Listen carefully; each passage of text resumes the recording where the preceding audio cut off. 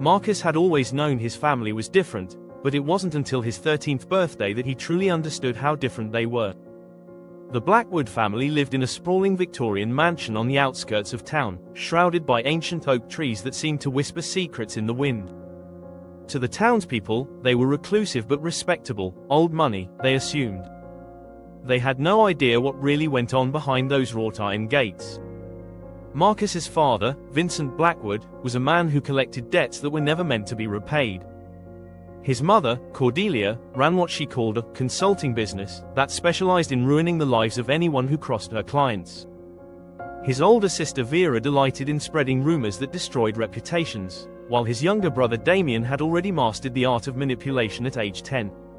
And then there was Marcus, gentle Marcus, who fed stray cats in secret and helped elderly neighbors with their groceries when no one was looking. "Tonight, you join the family business," his father announced over dinner on Marcus's birthday, his voice carrying the weight of inevitability.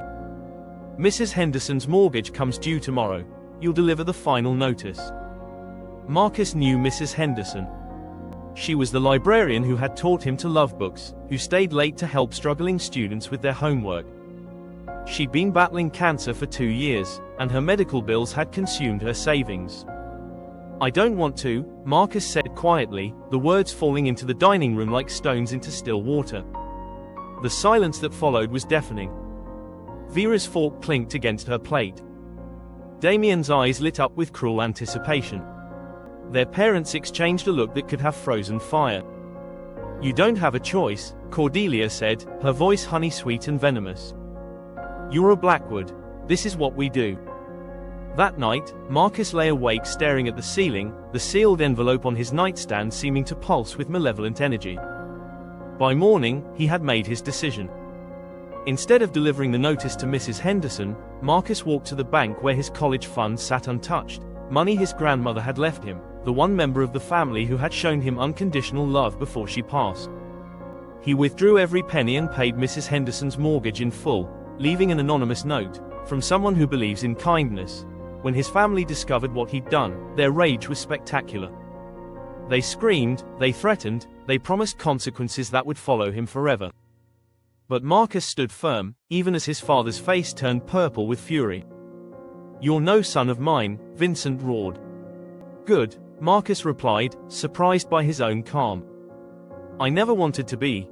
He packed a single bag that night and left through his bedroom window, the same way he'd been sneaking out to help neighbors for years.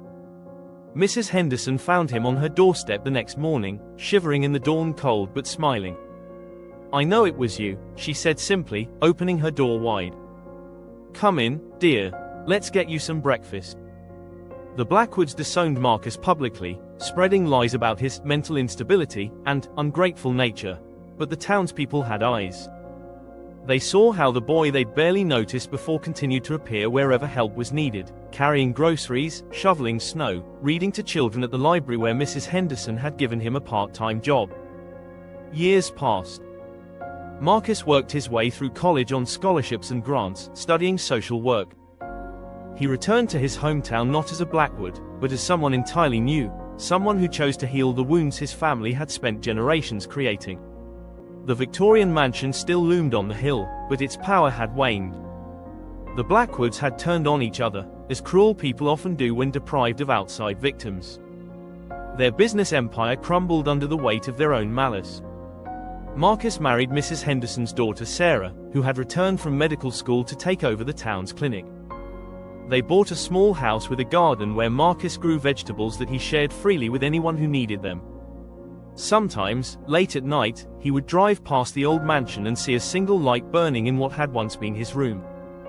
He never stopped, but he would whisper a prayer for whoever might still be trapped inside, hoping they would find the courage to choose differently. Marcus had learned the most important lesson of his life: evil might run in families, but kindness is always a choice. And every day, he chose to break the cycle, one small act of goodness at a time. In the end, the boy who should have been a villain became the town's quiet hero, proving that sometimes the greatest rebellion is simply refusing to become what others expect you to be.